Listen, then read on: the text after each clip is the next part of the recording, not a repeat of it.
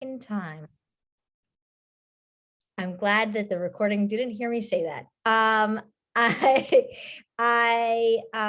excited that we are going to be exploring the books of Samuel and Kings together.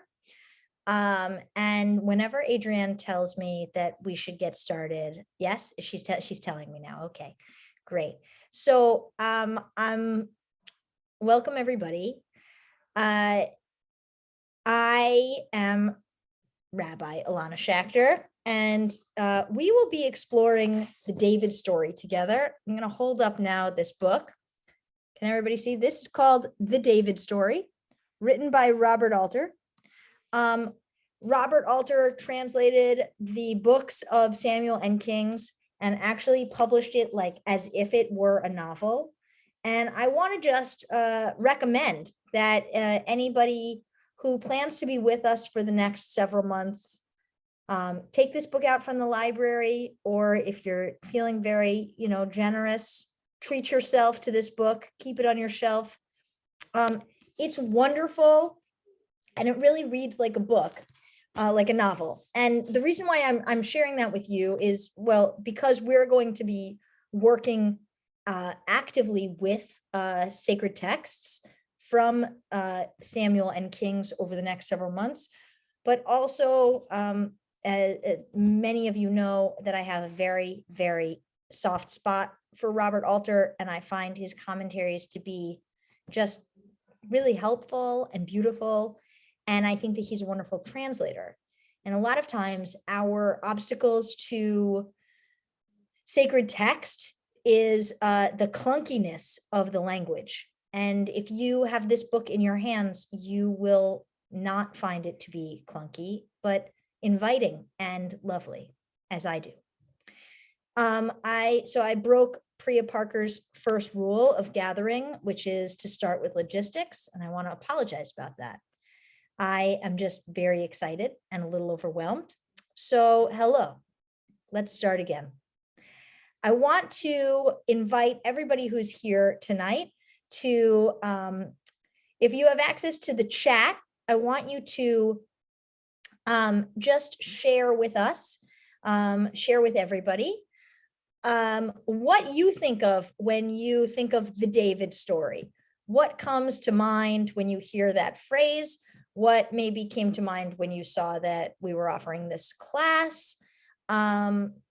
This is an open question, so there's no right answer, just your first thoughts, the David story, what comes to your mind. And if you're not near a chat or you're on your phone or something, then you can raise your hand, we will call on you. But let's populate the chat a little bit, or as much as we can, because I see there are a lot of people here, and that will be one way for us to be able to hear lots of voices quickly. Do you want me to read them, or you're going to do that? I see what's happening. I see that Cecile wrote the word Psalms, which is so interesting. I want to hear more about that. So I'm going to just put a finger in there. Okay. Little David, play on your harp, hallelujah, a song from childhood. Hallelujah by Leonard Cohen. Okay, amazing. Small guy against the bully, right? David and Goliath. I love this, David and Goliath. Okay. Wait, which comment came from Anne and which comment came from Keith? Okay, Barbara Klein wrote Womanizer. We will get there. That I think is in session 4 or 5. We're going to be looking at David and some of the unsavory things that he did. Okay, Anne likes the childhood song, and Keith talked about David and Goliath. Leslie Wolin, King of Israel. Okay, so interesting. Okay. Adrienne says Michelangelo, right? There are so many expressive pieces of art about this narrative in Jewish history or Jewish fiction, depending on what you think. And there was a moment today where I deeply regretted not asking Adrienne to teach this class just through art. And we, Adrienne, I forgot to tell you that you're going to get an email later, but thank you for sharing that. Yeah, there's a lot of inspiring art that is a form of sacred commentary and conversation about these texts. Okay, Abby Lasky, descendant of Ruth and Boaz, question mark, progenitor of Jesus. Oh, all right, bringing it into the interfaith realm. I'm very interested in that. Okay, David the King, small guy. Oh, small guy was, okay, Carol, great, thank you. Line of Kings and Jesus. Oh, look, Anne Carmen and Abby Lasky, you guys are having like a little mind meld there. Great. So thank you so much. This was like so generative for people, for me. Thank you so much for sharing. If there are people who haven't yet shared and they want to, you can continue to put things in the chat, or you could raise your hand, and Adrienne will definitely let me know that you're raising your hand. This is all to say that this story that we're going to be exploring in one way or another is familiar to us, right? This, the books of Samuel and Kings have permeated our culture through art, through songs, through music, poetry. They have been powerful narratives, not just as Jewish people, but they're in the zeitgeist. The David story is in the zeitgeist. And we know that the different characters that we're going to explore over the next several months are characters that have influence over us, over our cultural identity, and the good and the bad, right? I mean, I want to lift up Barbara Klein's comment, because not all of the stories that we read in these books are positive stories. In fact, one of the comments that Robert Alter makes in questioning the historicity of this text is that if it was really fiction, it wouldn't be as bad as it is, that there are so many kind of crimes that we read in this story that some of them must have actually happened. And we'll unpack all of that and more. But so you can all see my screen, right? Yes, thumbs up. Okay, great. So made a little PowerPoint for tonight. What we're going to do tonight is we're going to enter into this class together. We're going to outline the ways in which we're going to be exploring this material together. And then we're going to spend, hopefully, at least 20 minutes doing real text study, our first of 6 text studies. And we're going to start from the beginning in the book of 1 Samuel. So let's jump in. So Robert Alter, who I have big platonic crush on, this is what he writes in his introduction to his translation. The story of David is probably the greatest single narrative representation in antiquity of a human life evolving by slow stages through time, shaped and altered by the pressures of political life, public institutions, family, the impulses of body and spirit, the eventual sad decay of the flesh. It also provides the most unflinching insight into the cruel processes of history and into human behavior warped by the pursuit of power. And nowhere in the Bible's astringent narrative economy is its ability to define characters and etch revelatory dialogue in a few telling strokes more brilliantly deployed. In other words, ladies and gentlemen, it's good that you're here tonight, because this is better than any Netflix program that you could experience.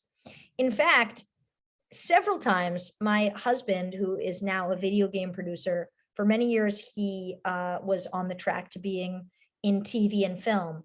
It was my deepest hope that he and I would collaborate on one project, and that project would be a dramatic retelling of the David story, because it's so powerful and it's got all the stuff.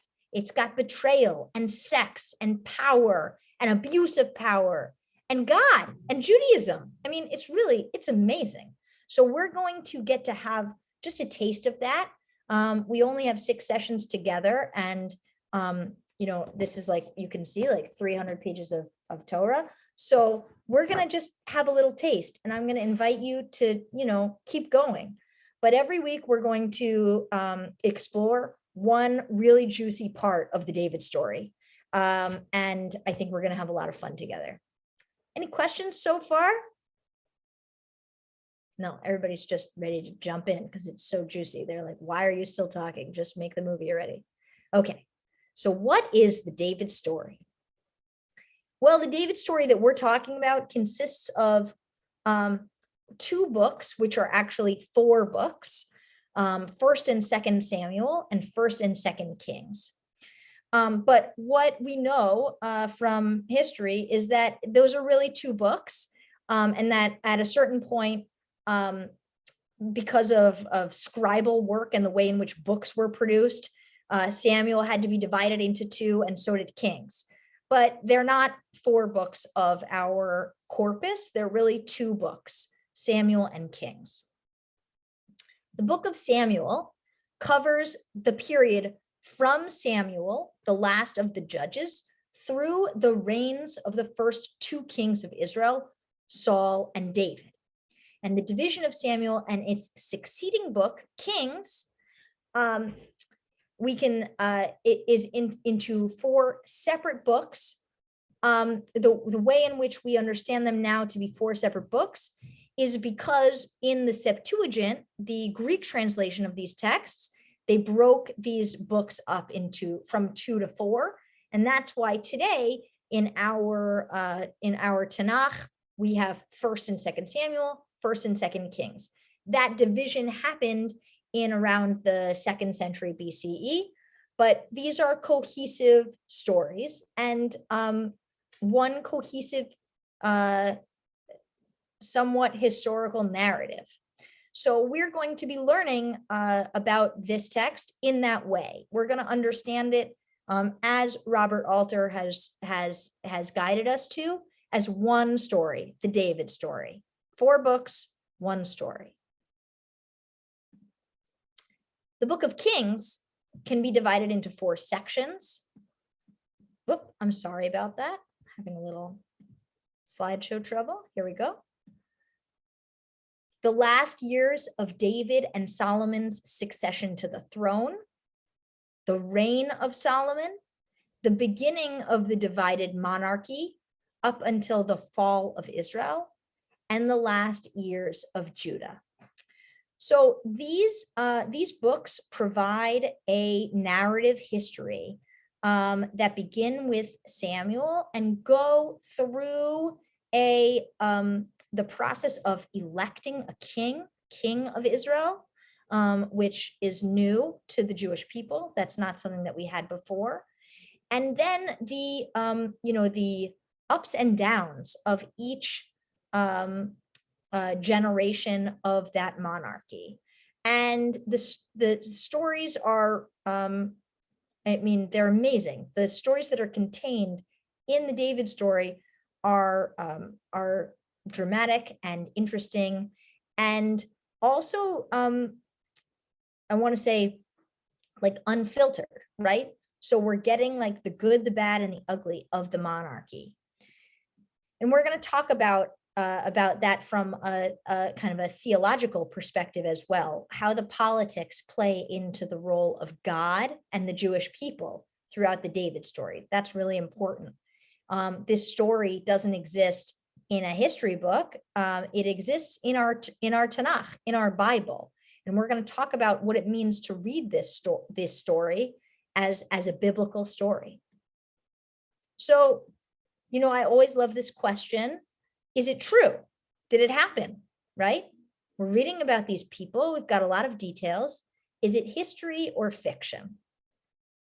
So I don't know if anybody here has ever read the book, The Things They Carried by Tim O'Brien. This is a wonderful book of short stories. And one of my favorite stories in the collection is called how to tell a true war story. And in this narrative, Tim O'Brien posits that in order to tell a really good story that's true, you have to also lie. That if you tell a story exactly as it happened, it won't be believable. And so there are all kinds of narrative embellishments that go into telling a true story. This is an excerpt from that book. In any war story, but especially a true one, it's difficult to separate what happened from what seemed to happen. What seems to happen becomes its own happening and has to be told that way. The angles of vision are skewed, the pictures get jumbled, you tend to miss a lot. And then afterward, when you go to tell about it, there is always that surreal seemingness, which makes the story seem untrue, but which in fact represents the hard and exact truth as it seemed. In many cases, a true war story cannot be believed. If you believe it, be skeptical. It's a question of credibility. Often the crazy stuff is true and the normal stuff isn't, because the normal stuff is necessary to make you believe the truly incredible craziness. In other cases, you can't even tell a true war story. Sometimes it's just beyond telling. So before we jump in to whether or not the David story is true, I just want to reflect on this text on the left side of your screen. What do you think Tim O'Brien is trying to tell us about historical storytelling?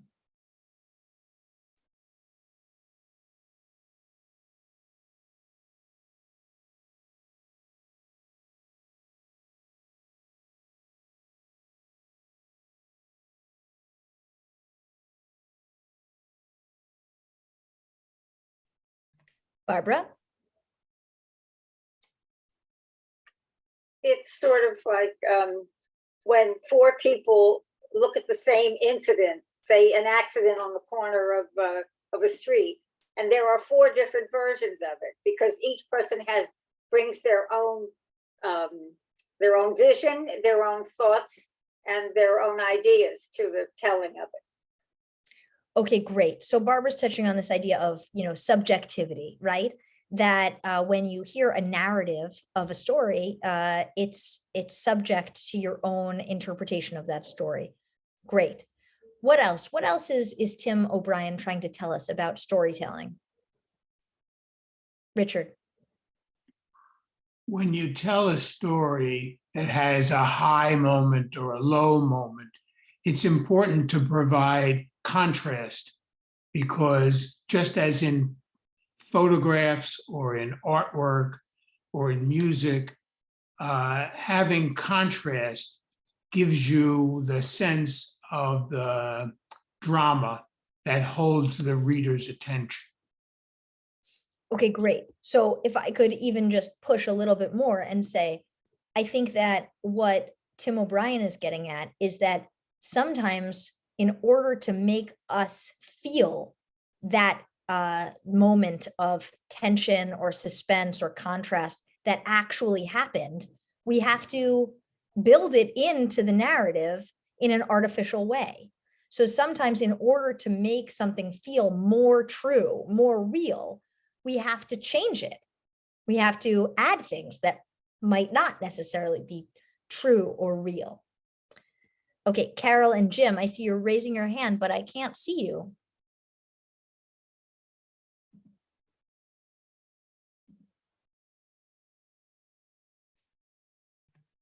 Carol and Jim, are you able to unmute? Yeah, for some reason I can't see, the little boxes for Zoom are not coming up tonight, so I can't seem to be seen. However, what I was going to say is that sometimes things seem so outrageous that it's very hard to believe them. So you have to put in things that seem more reasonable, and that kind of paves the way for the things that are really outrageous to be more believable. Great. Yes. Thank you. Exactly right. So I love this quotation about storytelling. This obviously was not written about the Bible, but I think that it is a universally helpful understanding of when we read stories, that sometimes we want to get across not facts, but a feeling or an experience. And so everything that we read might not have actually happened, or it might not have actually happened in the way that we're reading it, but that there is some truth to what happened. And I want us to enter into the David story with that understanding and openness. And I brought this text to you tonight because if you look on the right side of your screen, Robert Alter says something very similar about the David story. When questioning the historicity of this story, he says, the gritty historical realism of the story surely argues against the notion that it is simply legendary. The narrative, nevertheless, has many signs of what we would call fictional shaping. What we have in this great story, as I have proposed elsewhere, is not merely a report of history, but an imagining of history that is analogous to what Shakespeare did with historical fiction figures and events in his history plays.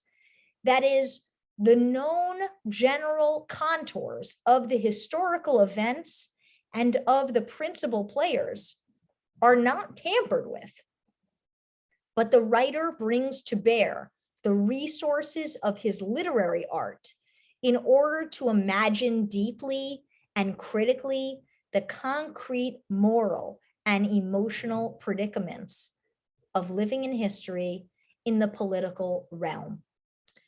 So in other words, when we're reading this story, we are going to get some history, right? And we could say we're going to rely on this story to teach us about history, but we're going to rely on it the way we rely on Shakespeare to teach us history with one of the kings.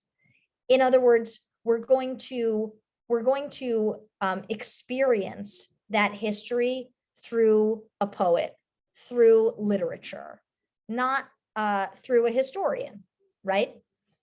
And what that means as the readers, especially the readers in a synagogue who are going to experience this as Jews who are studying sacred text, is that we are going to get to spend time with the language used to give us hints at what the author is trying to tell us, about our faith, about our history, not necessarily to get the facts, right? Does that make sense to everybody?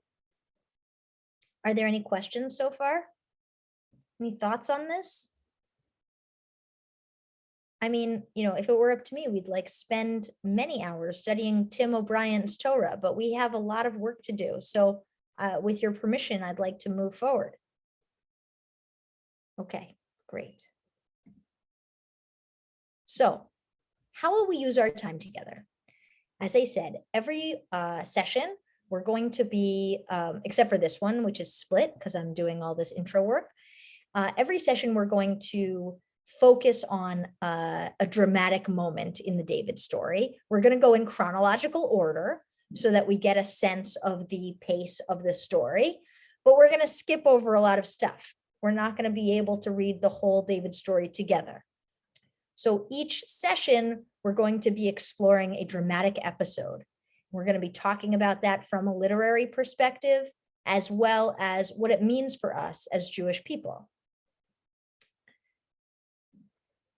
So tonight we're going to dive in, and we're going to start at the beginning with the book of 1 Samuel in the first 3 chapters and also in the 8th chapter.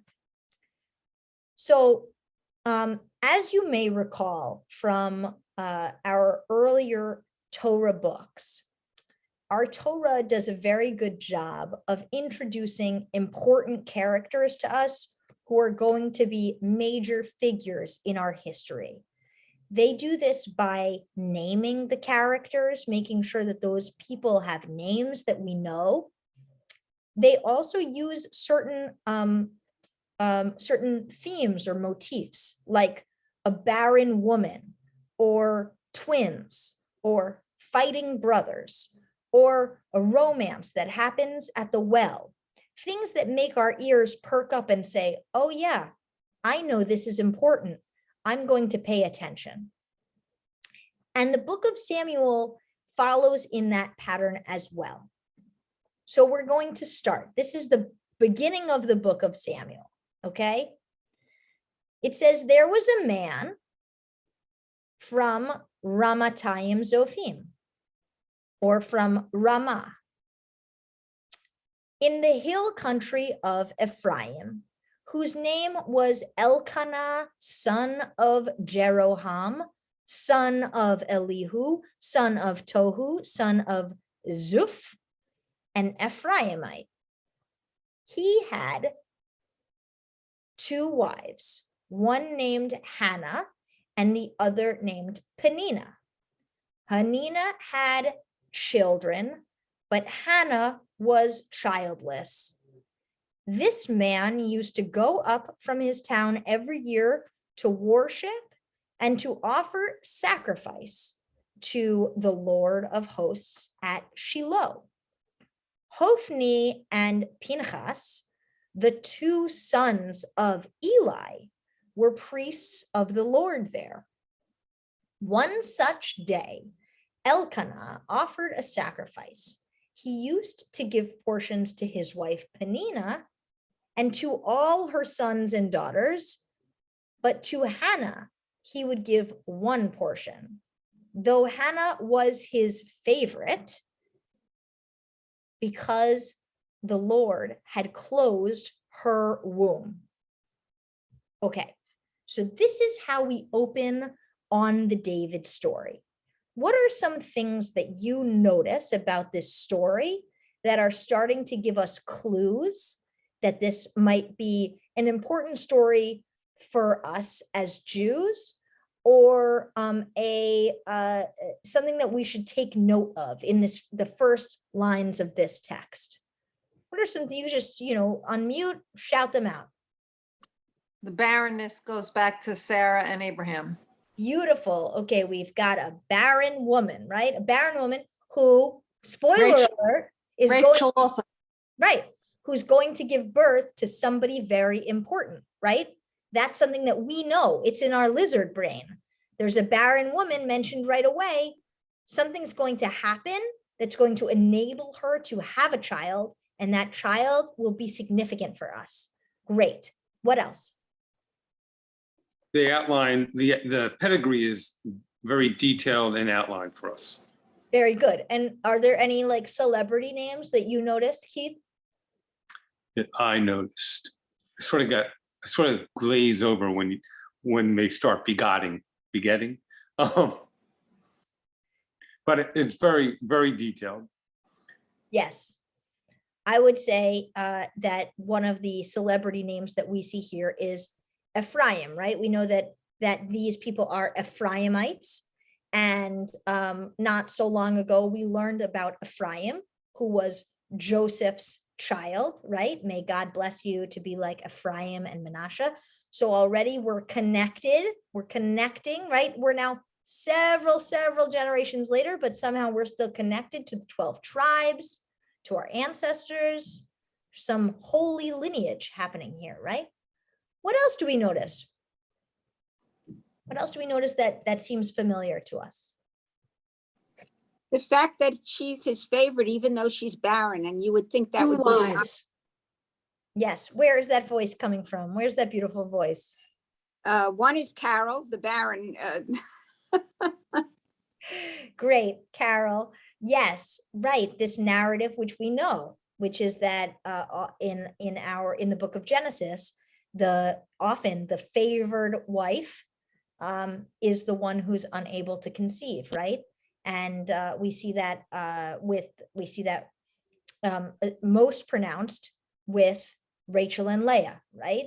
That Jacob loves Rachel the most, but Leah is the one who's very fertile.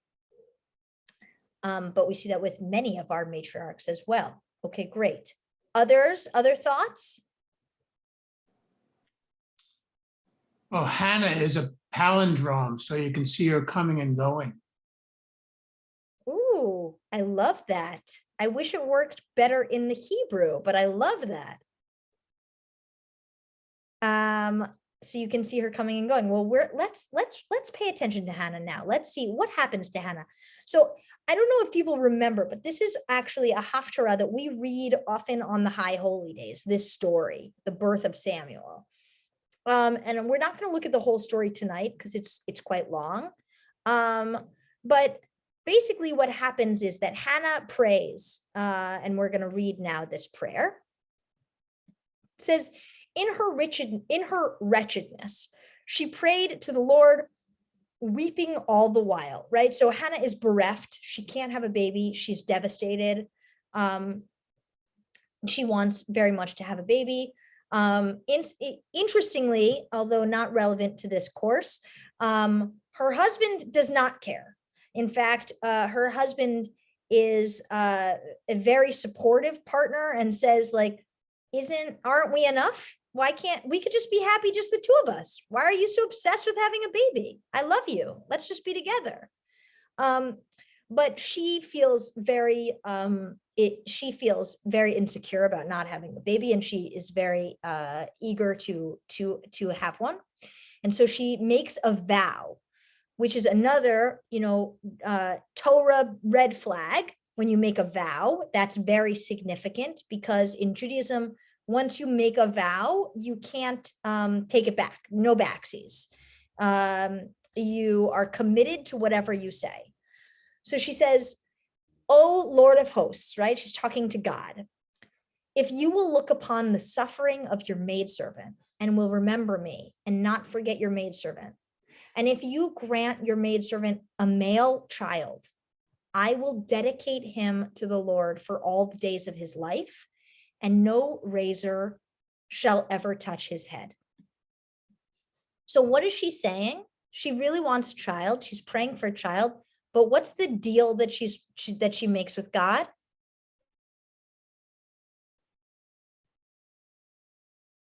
Anybody want to jump in? Yeah, he'll service the Lord. He'll service the Lord. He will be a servant to God. And there are many ways that we could probably interpret this amongst ourselves, what it means to serve God. But here it actually means that she will give him up to the priesthood. Okay, that's the deal that she's making. She wants so badly to give birth to a child and to care for a child, but she's willing for that child to be a child of God once that child comes into the world. So I skipped a bunch in this story. Oh, Jim Rottenberg's doing some scribbling. I like it though. It's really very colorful.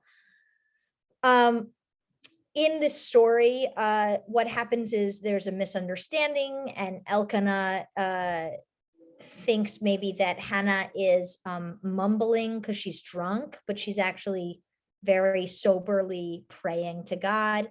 But they resolve this issue, and we skip forward to this moment where Elkanah knew his wife Hannah, and the Lord remembered her. So they conceive and have they have sex, and God opens up her womb and she becomes pregnant. Hannah conceived, and at the turn of the year bore a son. She named him Samuel, which is connected with Shaul Me'el, which you could translate literally to asked of God. Shaul Me'el, I asked from God. So she named him Samuel, meaning I asked the Lord for him.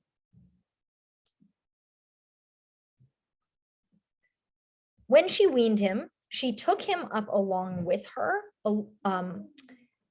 And she took up along with her 1 ephah of flour and a jar of wine. And though the boy was still very young, she brought him to the house of the Lord at Shiloh. So we see here what happens. She keeps her promise, right? She made a vow. She had a baby. She is now going to offer this baby to be in service to God. After slaughtering a bull, they brought the boy to Eli. Eli is the priest. Remember, we heard about him and his 2 sons. She said, "Please, my Lord, as you live, I am the woman who stood here beside you and prayed to the Lord. It was this boy that I prayed for, and the Lord has granted me what I asked of him.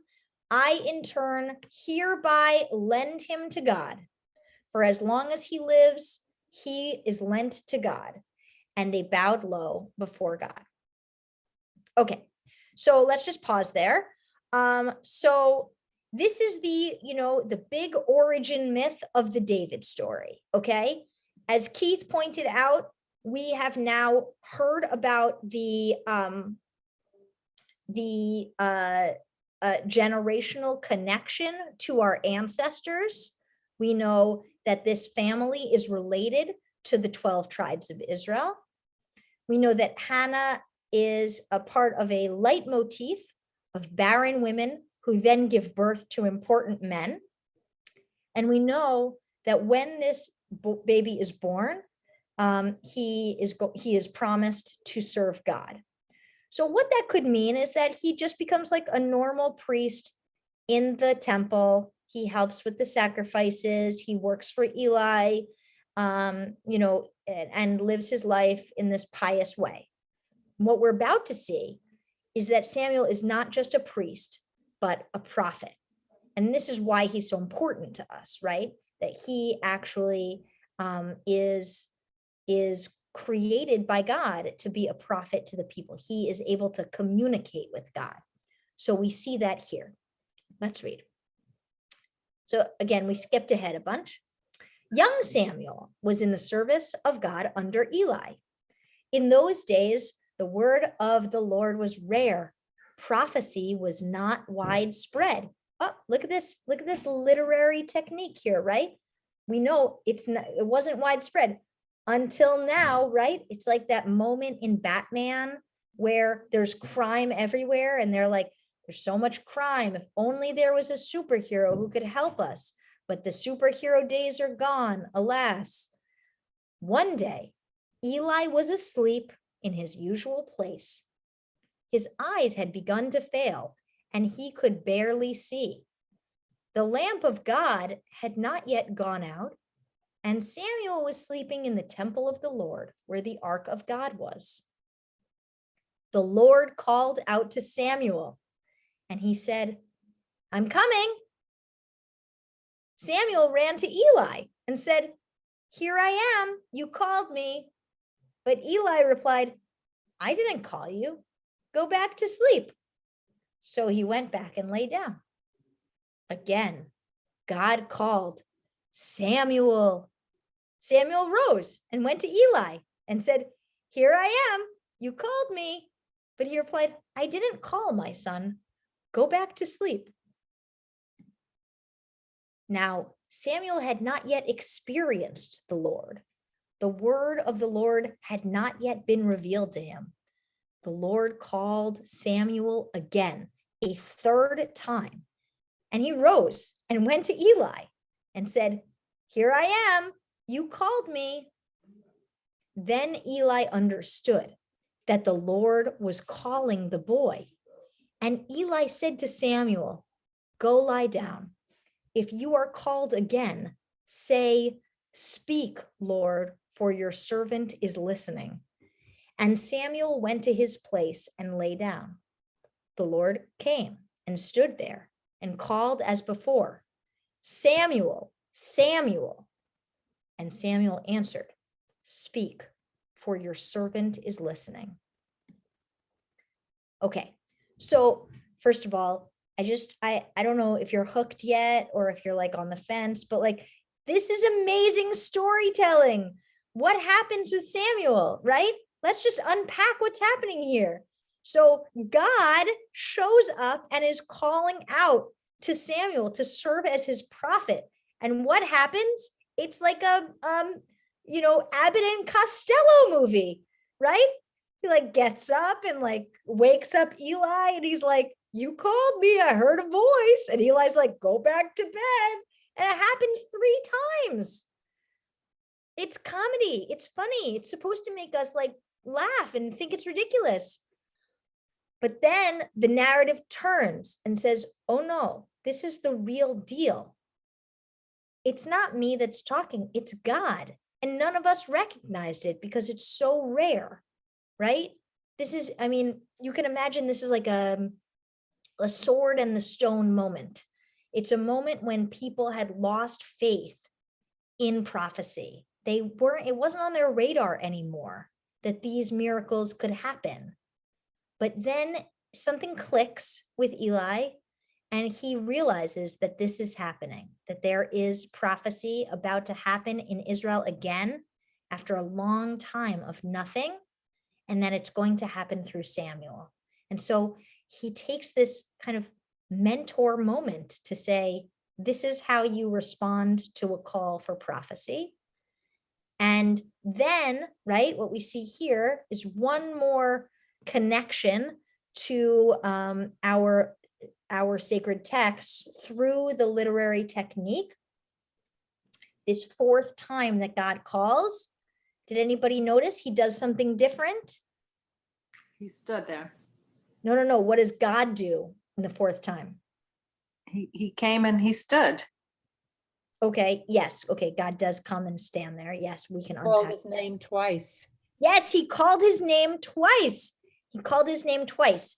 And that happens a lot in our Torah when it's time for prophecy, when it's time for active relationship between God and our ancestor. We see that with Abraham.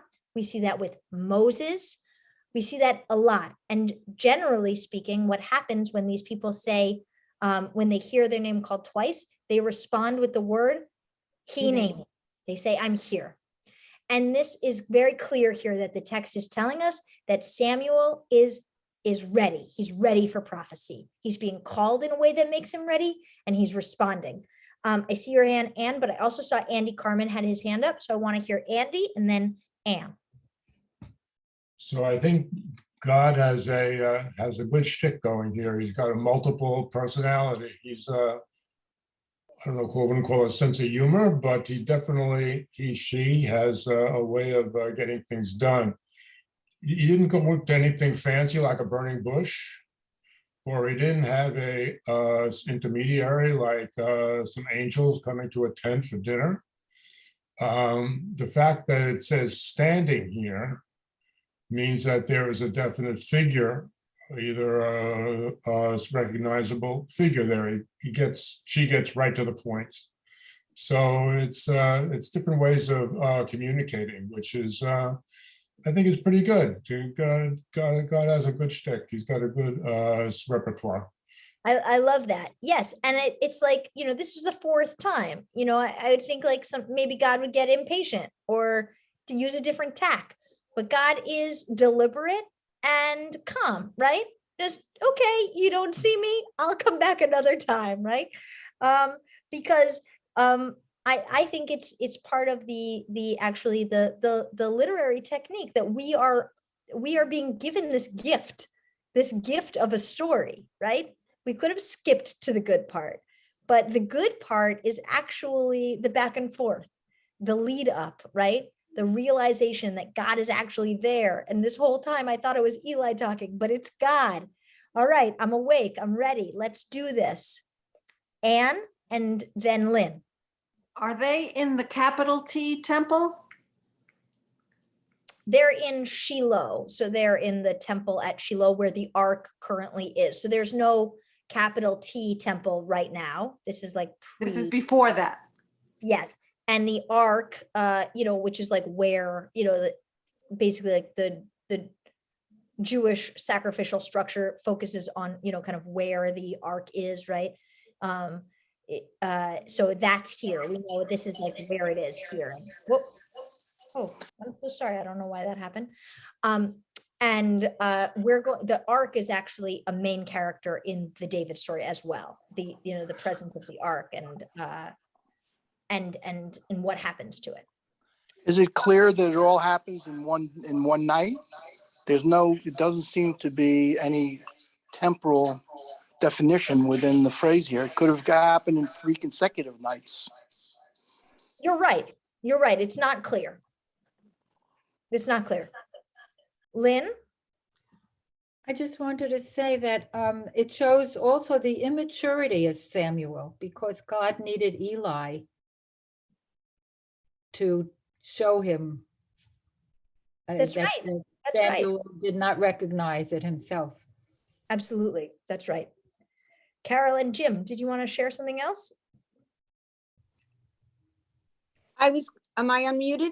Yeah, I hear you. I was going to say that it seems like a very risky strategy that God was, I mean, what if Eli wasn't up, or what if he didn't say anything? Was God going to just keep coming back, or was he going to move on to the next person? Right. It just seems like an odd way of going about things. You're absolutely right, Carol. And that's part of why I think that this is a narrative structure. I don't know if this is actually how it happened, but this is the story that we're given because it's a great story. It's a compelling story.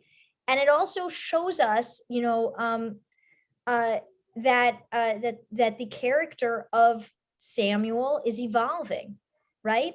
We think about Moses and the way in which God comes and speaks to Moses. And right, so, to Andy's point, God comes in this burning bush, says, I'm God, it's me, here I am. And Moses is like, no, thank you, I do not want this. And Moses has to go through that process of maturity and partnership with God while taking on this huge task of redeeming the people. And it seems almost like all of these 4 calls that we see in this story are a way of preparing both Samuel and Eli for what's about to happen. Things are about to change. And so there's a narrative that helps us and them get to that place of transformation.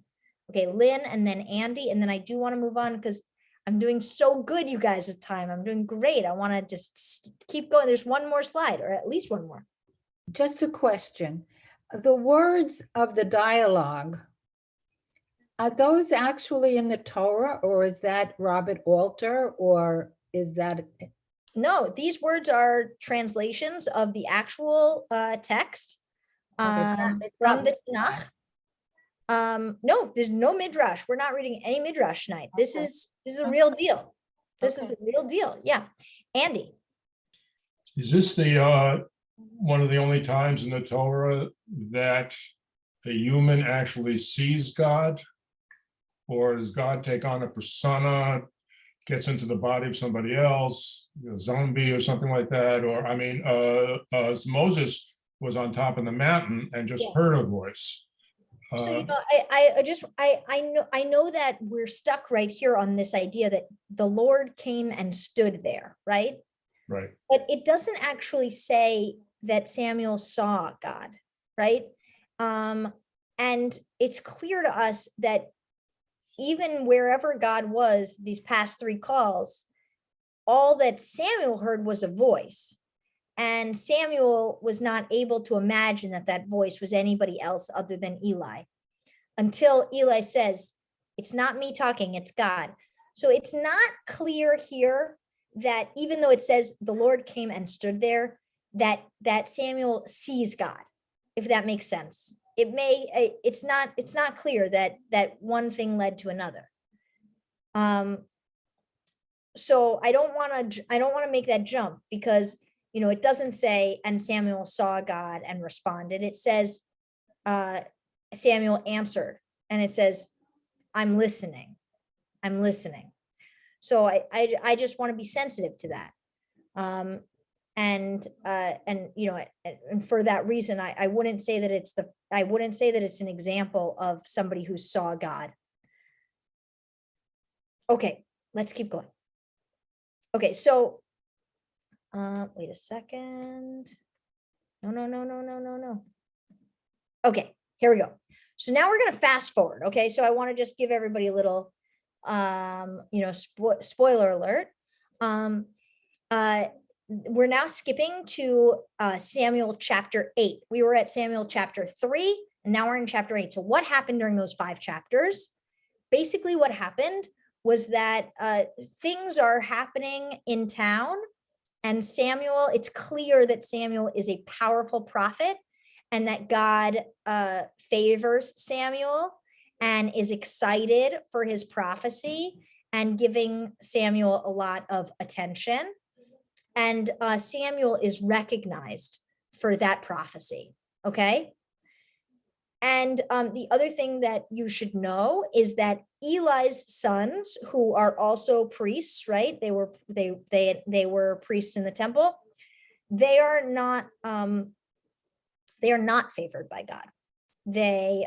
They're not great priests.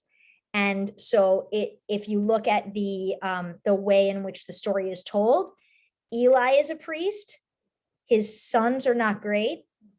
Samuel gets appointed initially as a priest, then becomes a prophet, and is heavily favored by God and in that priestly realm. Okay.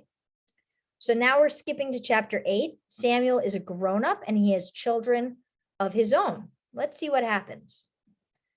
When Samuel grew old, he appointed his sons judges over Israel.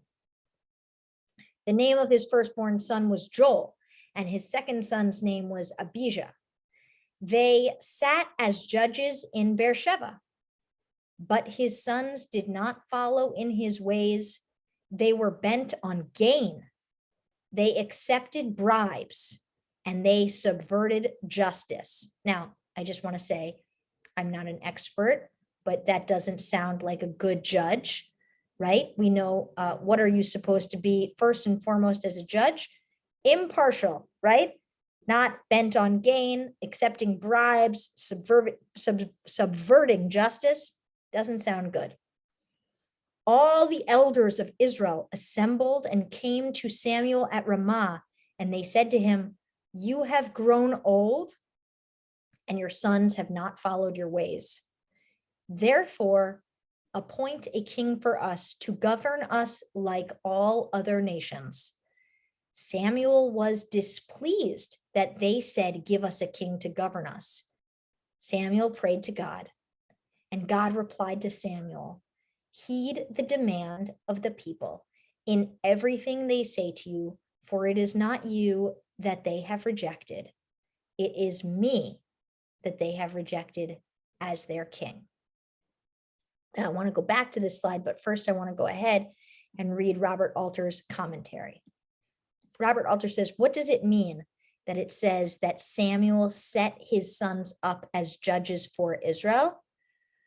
It is a signal expression of the ambiguity of Samuel's role as leader, that he oversteps his mandate as judge, both judicial authority and ad hoc political leader, by attempting to inaugurate a kind of dynastic arrangement.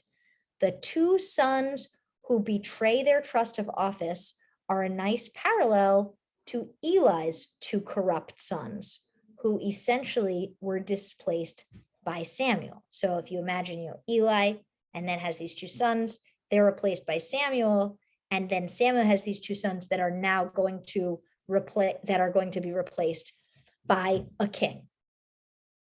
Okay, so we see here that this is that this moment in Samuel 8, this story, this is the big turning point in the story, right? You might be wondering, why are we learning about Samuel, this prophet, when we're supposed to be learning about the Davidic monarchy?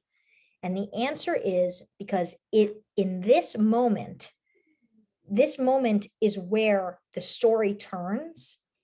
And because of either Samuel's son's actions or Samuel's actions to empower his children as judges who then overstep, the tide turns against Samuel as a leader, and the people demand a king.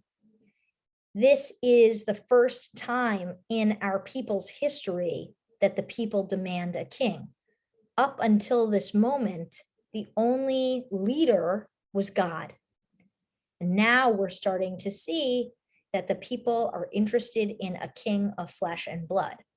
And that's going to be the dramatic narrative that we explore in the David story, these kings, and what they're like in their very fallible humanity, how they succeed and fail as leaders for the Jewish people.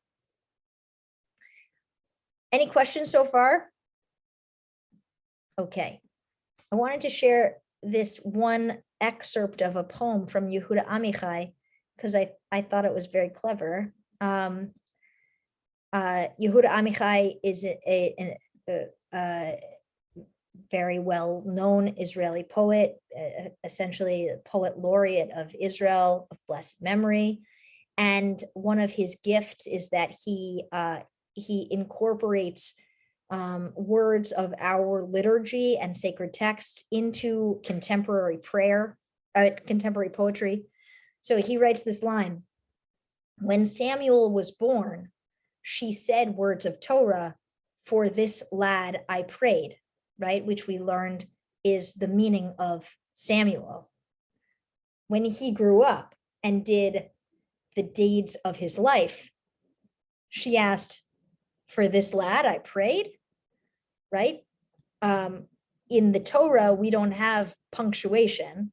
We don't know, we can't definitively say what the punctuation mark was when it says, and she named him Samuel, for this lad I prayed.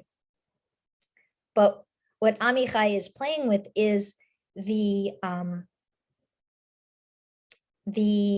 back and forth that we see throughout the David story between people going from being our favorites, from being the chosen ones, to very, very quickly falling from grace.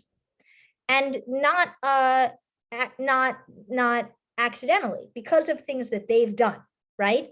You'll notice that Amichai says, when he grew up and did the deeds of his life. So it's not that we are fair weather friends to these characters in our story, but we are along for the ride of their successes and failures. And often they fall pretty hard from grace. And Samuel is just the first encounter with that. We know that Samuel was given over as a priest, and that for the first 8 chapters of this book, Samuel is riding high on that experience. He's favored by God. He's doing great work. He's a prophet. He's the first prophet in a long time. But then the tide turns in chapter 8. The tide turns and we learn that Samuel was not above this fallibility. Samuel placed his sons in positions as judges, which they didn't really have. He didn't really have the permission to do that. That was kind of, he was overstepping, and his sons took advantage of that. His sons failed at that. And now we will enter into a new era, an era of kings in Israel. And I mean, I just want to say, like, this is real Torah. This is exactly how the story is told. Aren't you on the edge of your seat right now? Don't you want to know what happens next? You can't, because you have to wait a month. You have to wait until we are all together again. But this high level of drama is the way in which the story is told. It is compelling and seductive. So that's my presentation for this evening. It's 8:01. I'm feeling pretty proud of myself, actually, that we got through the whole slideshow. Cecile's giving me a round of applause, which makes me feel even more accomplished. But I will take 5 minutes for questions if anybody has questions or things that you want us to be addressing over the next 6 months. I'll write them down and make it happen for you. Okay, Andy and Keith, I see your hands. I'm trying to picture where Shiloh is and the ark in my head on the map. When they say we want a king, do all the tribes get to have a say in that, or is it just the people in that one area say we want to elect a king? I mean, are the tribes all on the same page, literally? On Yeah, this? that's a great question, and it's not clear to me, who's in the crowd saying we want a king. For the narrative component of the story, it doesn't really matter, right? Because what we know is that needs to happen. God needs to admit failure and that we're going to appoint a human king now in order for us to get the rest of this book, right? This is just the pilot. This is the pilot, you guys. And we're about to get the real meat of the story. I don't know if you can see this. Can you see this map? Andy, can you see this map? Yes, So Shiloh is over here. Yeah, I see it. I mean, I was there, but I just couldn't picture it in my mind. Yeah, it's just, Yeah. it's like, it's north central Israel, on this map. Just another reason to get the David story on your shelf, because it's such a wonderful resource. Okay, Keith and then Lynn. Where does this fit temporally with the other prophets? Is this before like Isaiah and Ezekiel and that crowd? Yes. I mean, yes, I think so. It's supposed to, but I could double check what the scholarship says around that. What I do want to say is that the historicity and the chronology of this David story is very murky. It's more murky than the other prophets, but I will look that up for you next time, between now and next time. Lynn. Lynn, you're still on mute, but I want to hear your words. Okay, thank you. Is nepotism the reason that Samuel? So it's a little bit of both, right? I think that one of the commentaries that I read today, which I really appreciated, is that it's not just nepotism on its face, but it's the idea that what Samuel had in terms of Samuel's leadership was transferable through his generations. So to have dynastic leadership it's not out of the realm of possibility, right? If you're a king, your son becomes king. And also, by the way, like if you're a priest, your sons become priests. But Samuel was a prophet, and Samuel had a special relationship with God. And it seems like Samuel took advantage of that special relationship and gave his sons positions of power that they weren't entitled to just because they were his children. But if that wasn't enough, the text tells us that they messed up big time when they were in that position. It wasn't like he placed them in positions of as judges, which he shouldn't have done, but they were wonderful judges and they helped build society. It says that they were corrupt, terrible judges, right? So it's both things. It's that Samuel kind of overstepped by placing them into those positions. And then they also failed at those positions and betrayed the trust of the people. Mm-hmm. I mean, you can imagine if these people that are described here were placed in the position of power as your judges, and all of a sudden there was no more justice in your community, you would demand new leadership. You would feel completely betrayed by God. You'd say, these kids are the children of the person who's talking directly to God. Like, who is this God? I don't want to follow that God. You have to give us a leader who's going to help us, right? Okay, I saw